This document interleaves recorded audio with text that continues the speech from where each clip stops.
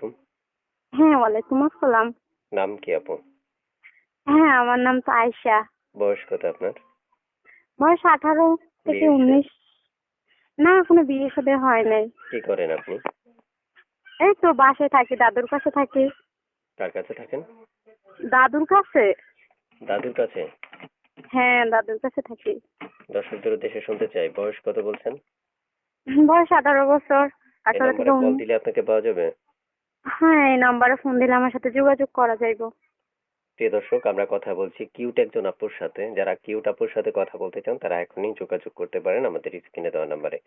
আর একটা কথা না বললে না, প্রিয় দর্শক, আপনারা যারা সবসময় প্রতিনিয়ত চান মনের মতো একজন মানুষ, আজকের ভিডিওটা তাদের জন্য খুবই গুরুত্বপূর্ণ। থাকেন কোথায় আপু? আমি থাকি, যেখানে থাকি সময় মতো ফোনে বলে দিব, যেখানেই থাকি যোগাযোগ। আচ্ছা আচ্ছা, শুনতে চাচ্ছি যে আপনার মনের মতো মানুষটা কেমন বয়সী দরকার? ভাইয়া, বয়স দিয়ে কিছু হয় না, যেরকমই হোক।